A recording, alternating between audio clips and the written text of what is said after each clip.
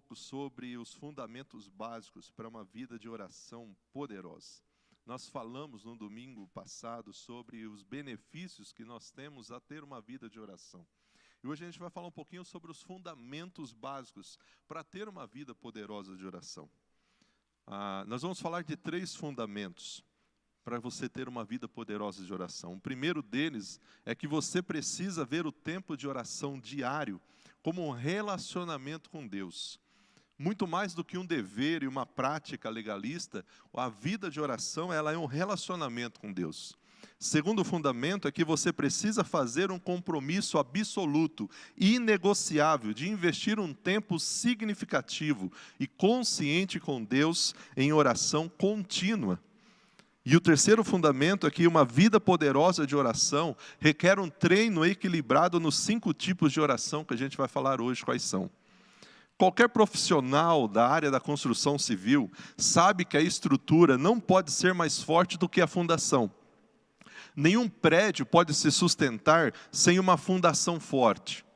A fundação é definida como a base estrutural de uma obra de edificação. É aquela parte que fica abaixo do terreno. O alicerce de todo o resto da construção. Aquele que sustenta a edificação durante toda a sua existência. E esse é o motivo da fundação carregar tanta importância, pois é uma base sólida, que garante depois evidentes acidentes que possam vir a acontecer. Então os profissionais da construção civil sabem que uma fundação mal feita conduz a consequências graves, que podem levar até a perda de toda a obra, mortes. E o mesmo se aplica no desenvolvimento de uma vida de oração. Precisamos construir uma vida de oração em cima de uma base sólida, forte, consistente, bíblica, da fundação certa. E nós então examinaremos essas 3 fundações para uma vida poderosa de oração. E a primeira, do fundamento básico, é que você precisa ver o tempo de oração diário como um relacionamento com Deus. Quando a gente fala de vida de oração, a gente não está falando de um dever, de uma obrigação, de algo que é pesado, que a gente faz sem prazer, sem alegria. Não. Não é algo legalista, religioso, é um relacionamento com Deus. 1 Tessalonicenses 5,17 diz assim: orai sem cessar, ou nunca deixem de orar. Quando a gente olha o Novo Testamento, principalmente os Evangelhos, é importante nós notarmos que os fariseus, eles gastavam muito tempo em orações regulares, em jejum, eles jejuavam, porém eles não tinham relacionamento pessoal com Deus. Porque uma vida poderosa de oração não é só um ritual. É um compromisso de ter um relacionamento pessoal com Deus. E nós estamos incentivando você a ter esse relacionamento pessoal com Deus através da oração. Da perspectiva de Deus, a oração é a expressão daquilo que Ele mais deseja. O que Ele mais quer de mim e de você é um relacionamento de amor, de submissão, de confiança, onde a gente possa confiar nele inteiramente, sem reserva. Portanto, a oração deve ser vista como um compromisso que nós temos de investir um tempo significativo de um relacionamento pessoal com Deus. João 17,3, o Evangelho de João diz assim: a vida eterna é isto, conhecer-te a ti, o único Deus verdadeiro, e a Jesus a quem enviaste ao mundo. O desejo de Deus é que eu e você possamos conhecer esse Deus que é o único Deus, e a Jesus o seu Filho, que foi enviado a este mundo para que a gente pudéssemos ter a salvação e a vida eterna. Você que já é casado, quando você estava namorando, você já disse ao seu esposo, à sua esposa, o seguinte: olha, querido, querida, você é tão importante para mim, mas tão importante, que eu vou dar 5 minutos do meu dia todo para você. Então, eu amo tanto você que 5 minutos dessas 24 horas eu vou reservar só para você. Se você tivesse falado isso, você teria casado? É uma afirmação absurda. Porque quando você ama alguém, você quer ficar o máximo de tempo com aquela pessoa. O máximo de tempo possível naquele relacionamento. Se você ama alguém, o relacionamento vai ser uma alegria, não vai ser uma obrigação. Você quer ficar com aquela pessoa o máximo de tempo possível.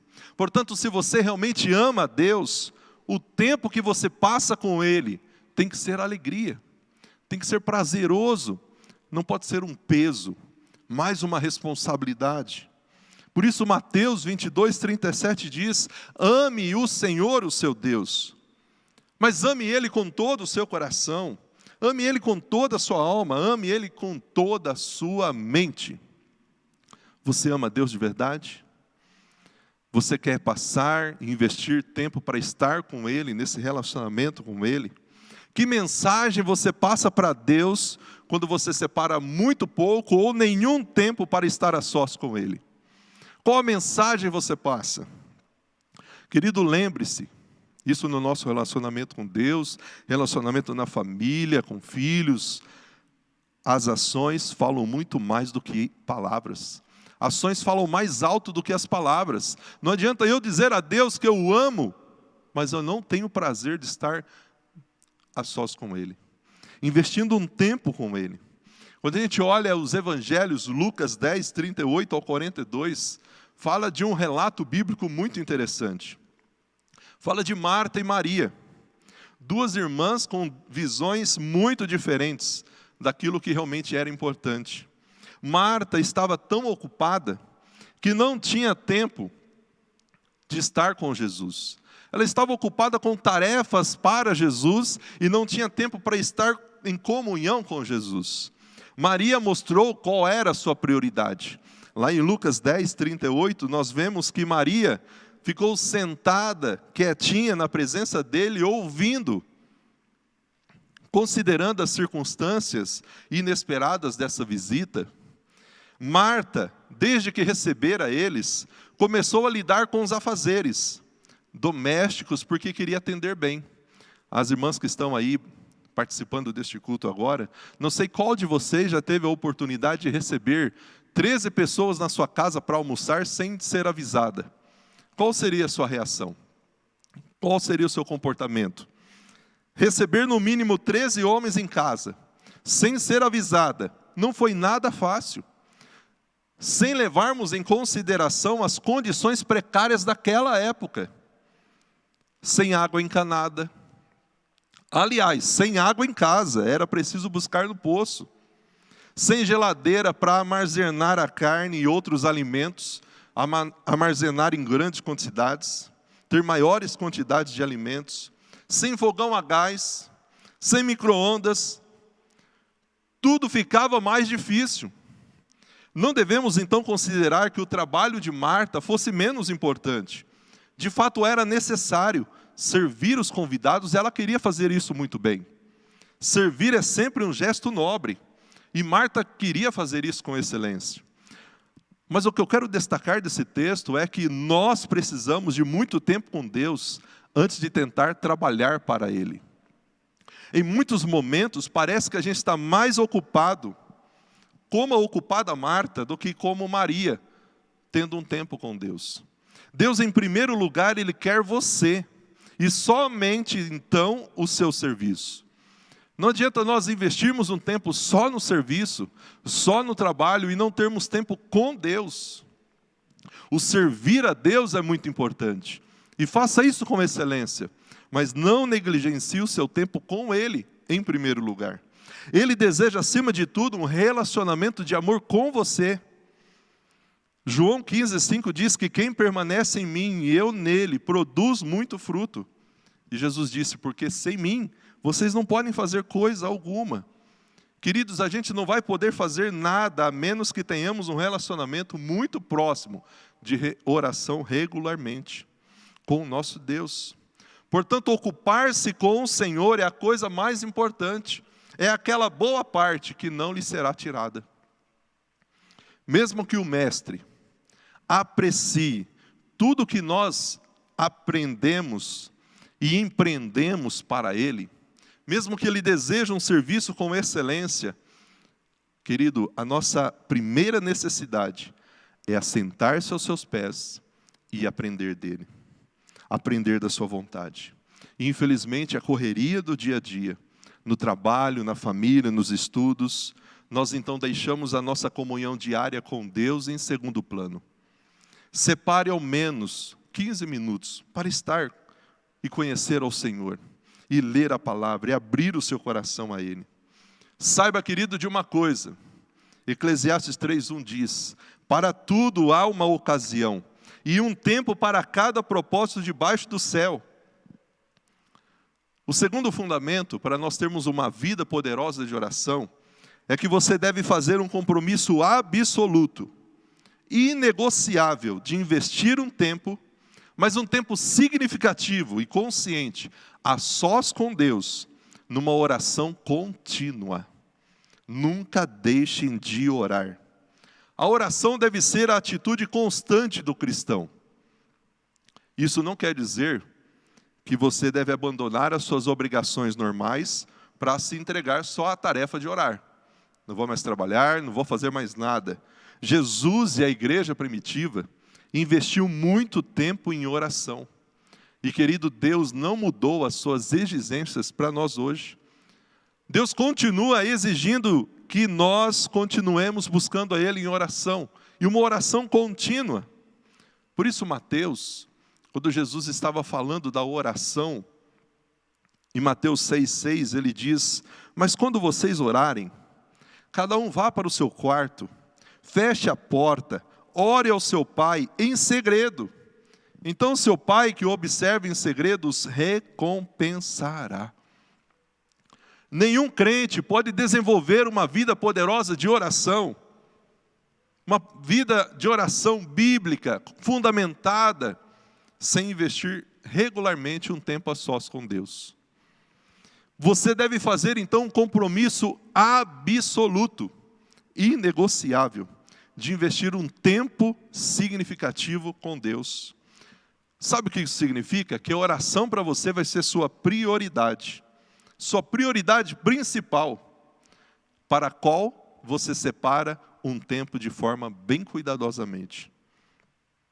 Você se planeja para esse tempo. Você toma alguns cuidados para proteger esse tempo, para que nada roube esse tempo de você. Sendo a oração e o estudo da palavra as nossas armas fundamentais na batalha do dia a dia, não é de admirar que Satanás, nosso inimigo, faça de tudo para manter você longe do estudo da palavra e da oração.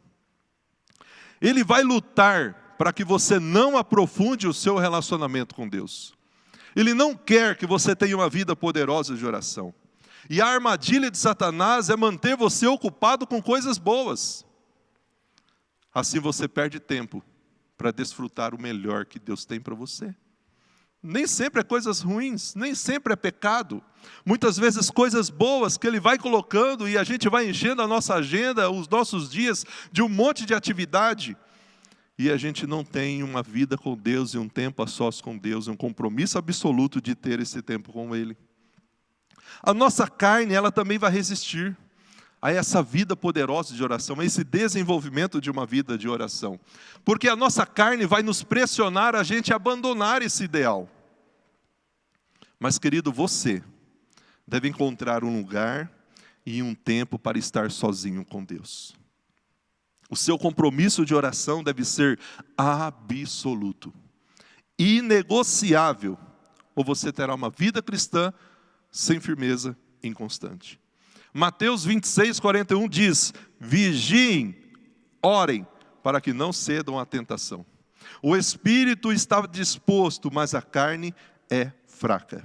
E quando diz aqui vigiem, querido, não é vigiar a vida do outro, é a nossa vida com Deus, nossa vida de comunhão com o Senhor.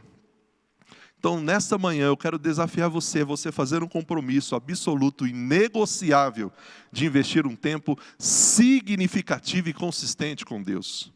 E o que significa isso? Significa ter um tempo diário com Deus. E este é o padrão bíblico. Esse tempo diário com Deus deve ser visto como um relacionamento. Não é só algo que você tem que cumprir todos os dias, mas é um relacionamento. E porque eu amo a Deus, eu quero ter esse tempo com Ele. Para mim isso é prazeroso. Eu sinto a alegria de estar com Deus. É um período diário, onde eu vou desenvolver e experimentar todos os tipos de oração. Como tem sido então a sua vida de oração? Como tem sido esse tempo a sós com Deus? Você tem a chance de comparecer à presença de Deus todos os dias. Você tem aproveitado isso? Talvez nesse período de quarentena você percebeu que você individualmente, você junto com a sua família, aumentou sua comunhão com Deus. Tem lido mais a Bíblia, tem orado mais. Depois da quarentena você vai continuar dessa forma? Ou vai voltar à correria do dia a dia? Querido, não abra mão. Você tem que fazer um compromisso absoluto, inegociável, de investir um tempo significativo e consistente a sós com Deus em oração contínua. Eu falei aqui de Marta e Maria. Marta olhando o lado do serviço e Maria sentada aos pés de Jesus aprendendo. Primeiro a gente precisa sentar, ter um tempo com Deus, para depois servir e servir com excelência. Mas quando a gente olha a Bíblia, lá no Antigo Testamento, a gente vê um outro personagem, que fez história porque tinha uma vida de oração.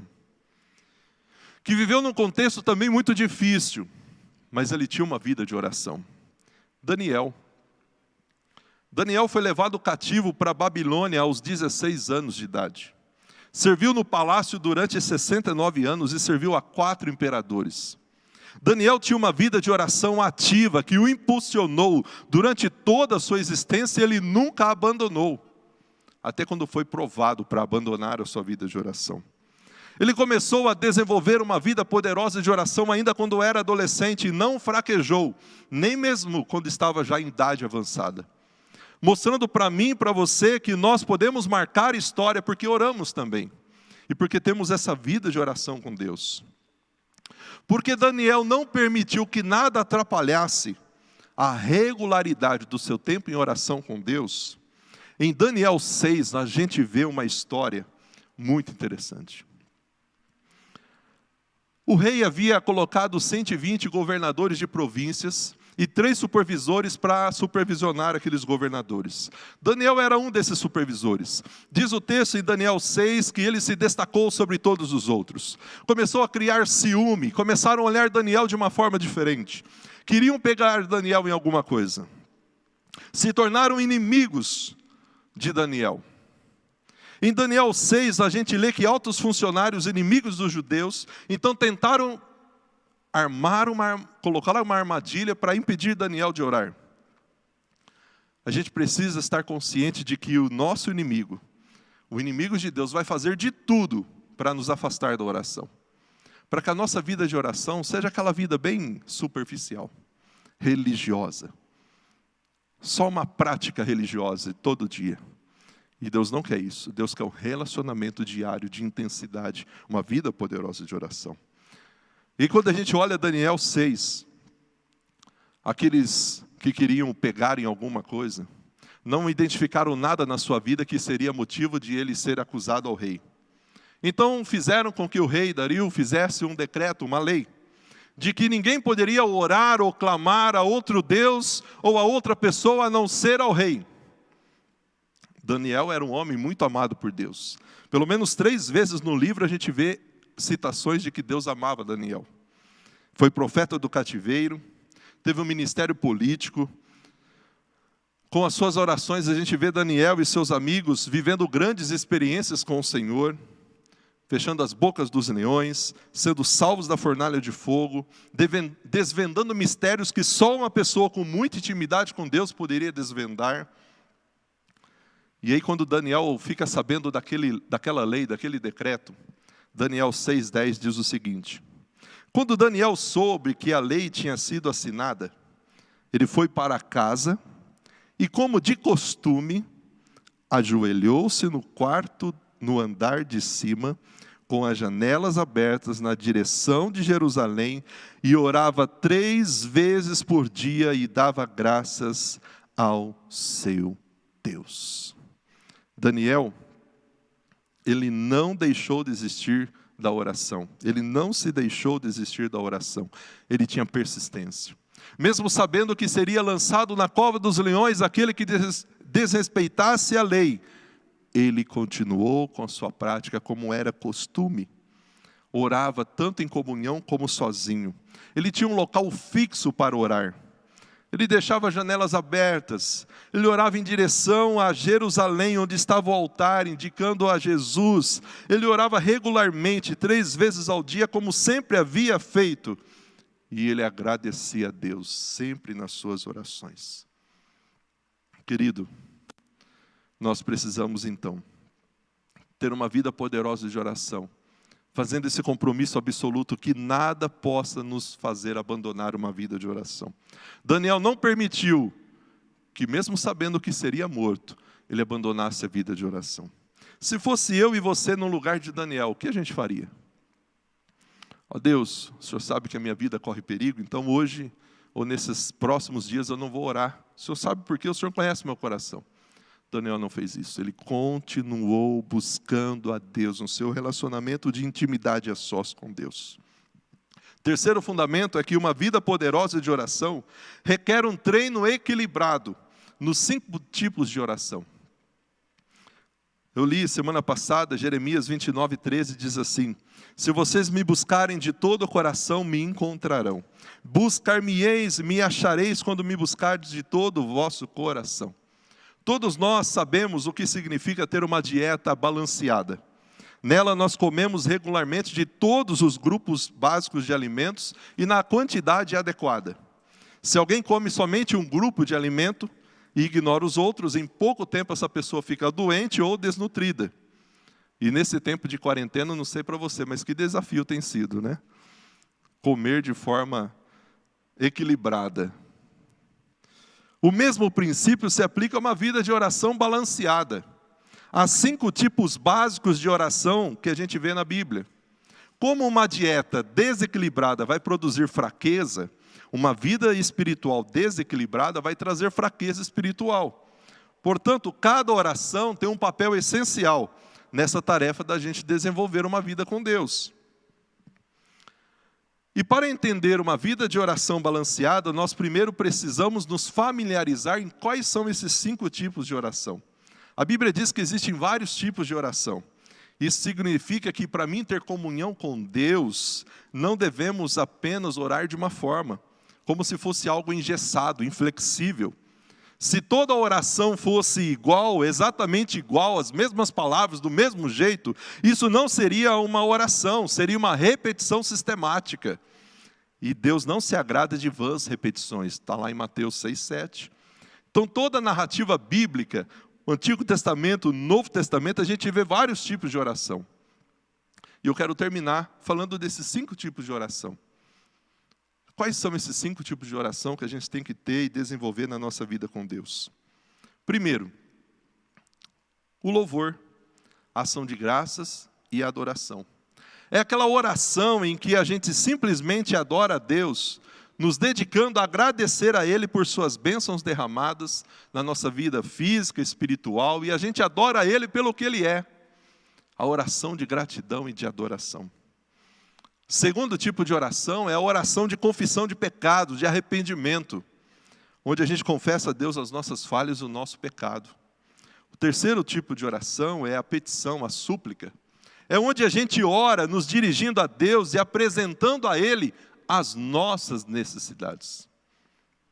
Tem a oração de intercessão, que é o 4º tipo de oração, onde a gente intercede por outras pessoas. Onde a gente pede a Deus em favor daqueles que nos cercam, de pessoas que talvez a gente nem conhece, mas a gente intercede a Deus por elas. Tem a oração de meditação, a oração da escuta, da reflexão. É aquele momento em que a gente para de falar, para ouvir quietamente a suave voz de Deus e as suas orientações para as nossas vidas. Você pode experimentar. Você pode desenvolver todos esses tipos de oração no seu relacionamento com Deus. E Deus quer que você viva uma vida poderosa de oração. Que Deus te abençoe. Que Deus abençoe sua vida. Que Deus ajude você a desenvolver essa vida poderosa de oração. Agora nós vamos louvar o Senhor. E vamos fazer desse cântico essa oração de gratidão